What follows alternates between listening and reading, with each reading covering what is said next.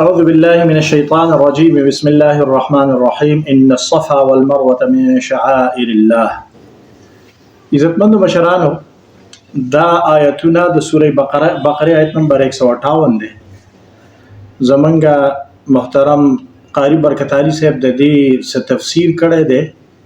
او خبرې کړي او به دا دعوه کړې ده چې د صفا مروه داسې تفسیر او داسې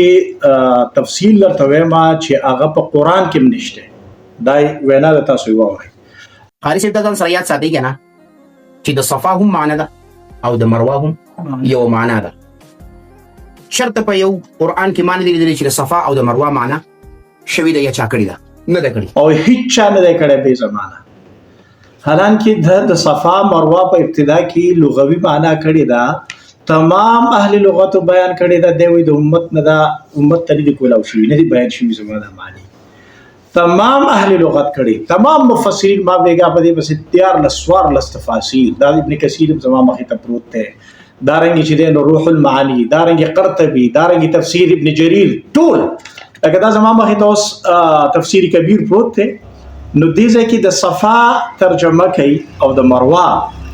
لغوي تحقیق تمام مفسرین کړه دي عجز چونګه تفاسیر نه دي کتلي دا وي د صدر تقولاوم چې هغه نه په قران کې شته نه بل چا کړی دي. حالانکه امام خلیل دا د لغت امام د یاد ساته ځکه د لغت حواله ورکوم چې دي اکثر لغت پیش کوي. امام خلیل دا یو مشهور صاحب لغت محقق د عربي هغه الصفا الحجر الضخم الصلب الاملس. صفا هغه غټي سختي هواري غټي ته ورپسې وای چې مبرد دام د لغت امام دی. دا غدوی مثلا امام مبرد د لغت امام دی وای الصفا كل حجر لا يخالطه غيره من طين او تراب متصل به. هغه غټه چې پاغي باندې ګرد غبار سشینی صاف سوتره غټي دي ته وای. نو قاضي کومه خبره چې تاسو کې دا ټول مفسرین هر تفسیر لیکلي ما ټول دا راوستي دي پرنټونه وی راوستي دي. دارنګي مروه چې د مروه نو مروه په باره کې امام خلیل د لغت امام دی وای ما کان ابيض املس چې سپینا هوار غټي صلبن سختي شدید الصلابه انتهایی سخته غټي دا خوی او بعضی وی چې نه الحجاره الصغيره وړه غټه به پورا تفصيلات ویلي. نو تاسو دا دعوا چې کوم تحقیقات وسوي ما دا بل ځای نشته دا خبره غلطه ثابته شو. زه تقریبا تا 20-25 تفاصیل پیش کولای شم چې هغه ټول دا ذکر کړو تمام اهل لغت هم ذکر کړی دي. دا سنوي خبره نه ده قاری سه مونږ باندې مونږ په هغه خبرو باندې کوم دی هغه بحث کوو چې کوم خبرې د کوم حقایق چې کوم دی هغه کولاو هل غواړي او هغه د امت په کولاو شي نه دي. به شعائر الله د صفا مروه شعائر الله وي ځکه قاری صاحب شعائر جمع د شعيري ده او شعيره علامت او نخي ده تویل شي ځکه فهي اعلام طاعته ده الله د عبادت او د طاعت نخي دي. ٹھیک ده د شاعر تویل شي شعيري مفرد ده. اوس راځه صفا مروه اصل معنا څه ده تاسو مطلب ویل قاری صاحب هغه ځان ویل په ټول امت یعنی کوم چې قرآن حدیث د امت اجماع د صحابه او اجماع رسول الله صلی الله علیه وسلم کوم مطلب د صفا مروه ویل دي نو تاسو کوم بیان کړی هغه نه ده. ځکه اصل مسله دا ده چې مسله تاسو نه ده. دا زما سره مطالب الفرقان د غلام محمد پرویز کتاب ده او دارنګ مفهوم القرآن بیګه ما کتو د ماته پرنټ واغستو مفهوم القرآن.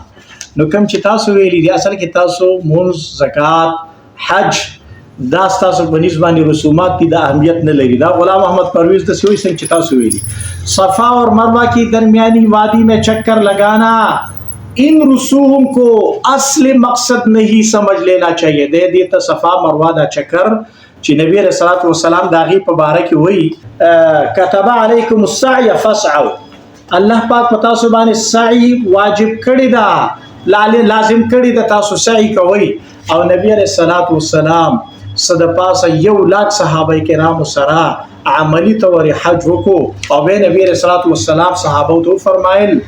صحابه ته ارشاد فرمایل خذوا عني مناسککم زما د حج مناسک زمانه عملی تور زده کوي په لکونو صحابه نبی رسول الله والسلام د صفا مروه په مینځ کې سعی کړی دا او دا آیت چې د ان الصفا والمروه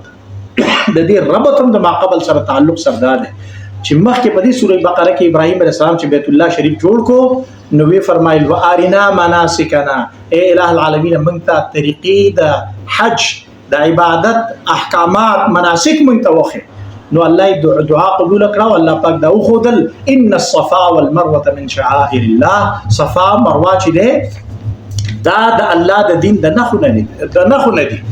او یاد ساته قاری چې د صفا مروه تاسو وایي چې په قران کې راغله نو ورستو د سزا نمونه کې نه په دې کې به صفا مروه راغلي د هغې نه پس په یو کار داسې شوی چې هغې ته به هم صفا او مروه ویلي دا یاد ساته دا د ابراهیم علیه السلام د زمانې نه دي هاجره بی چې التات اسماعیل علیه السلام د پاره د اوبو په طلب کې منډې والې وي هغه الله پاک نخه د عبادت وګرځوله او په امت باندې د ابراهیم علیه السلام نه تر نن ورځې پورې دا لازم دي چې هغه حج عمره لاله شي نو سعی بکې د سعی نه بغیر حج او عمره نه مکمل کیږي قاری سه او صفا مروه صفا دا یو ډیره کې د مکه مکرمه ته نږدې مروه یو ډیره کې د مکه مکرمه ته نږدې د صفا نه چکر شروع کیږي د مروه پورې د مروه نه صفا پورې و چکرې دي او هر پیره چې ورسي بیت الله شریف ته مخ کیږي بیت الله شریف ته په نظر راځي ایت او مخ کوي هغه ته استلام کوي دعا وغواړي او د صفا مروه دا چکرې لازم دي دا د ابراهیم علیه السلام د زمانې نه ابراهیم علیه السلام چونکه مشرکین هم هغه ته خپل مشر وي ځان په ملت ابراهیم غنو لیکن د ابراهیم علیه السلام دین بدل کړو بت پرستی شروع کړو په بیت الله شریف کې 360 بتانی خو دي په دې صفا او مروه باندې آصاف او نایله بتانی خو دي ټول مفسرین ټول مورخین لیکلي دي په آصاف په صفای خو ده او نایله په مروه خو ده دا بتان او کله چې اسلام راغی اسلام غلبه رااله بتان گزار کړل نو صحابه دا ګمانو چې یاره په دې کې بوتان پراته نو اوس به دا څه کېږي نو نبی رسول الله والسلام ورته قرآن کریم د آیتونه راولېږل چې فمن حج البيت واعتمر چا چې حج د بیت الله شریف کو یا عمره وکړه فلا جناح علیهما ان يطوف بهما نو پاغي څه ګناه نشته چې دې طواف وکړي مطلب دا دی چې بس پرستی وا ختم شي وا اوس د ډېرو نشکو باسي نو قاری صاحب د صفا مروه اصطلاحي او شرعي معنی رسول الله صلی الله علیه وسلم د لکونو صحابه د مخې دا معنا متعین کړی د بل هیڅ معنی شرعي نشته او مراد ته د سید د ومنډي دي چکرې دي د صفا مروه په منځ کې او دا اهم عبادت ته پرويز صاحب ورته ورسم وي دا رسم نه دي دا عبادت ته دا لازم دي نبی رسول صحابه ته خودلې دي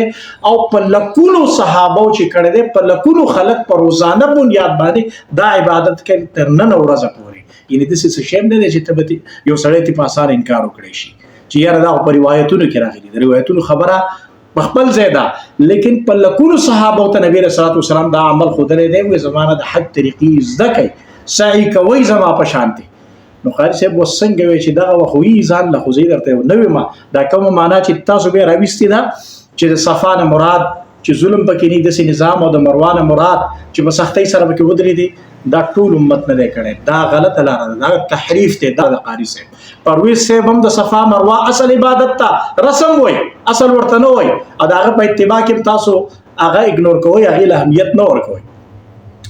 نو اورسته خکارونه ته قانون وینو خو په دې پسې ور په خپل ویلي ومن تطوع ویل شي طوع هغه کار چې په سړی لازم نه د خپل زړه د خوشی نه په خپل باندې خخ کارونه کوي لکه مثلا د چا سره هات بټاوي د مریض بیمار پرسی کوي د چا سره مالی مدد کوي نفلی روزي نیسی نفلی عمره کوي نفلی عبادتونه کوي نفلی حج کوي نو ومن تطوع او چا چې په خوشحالي سره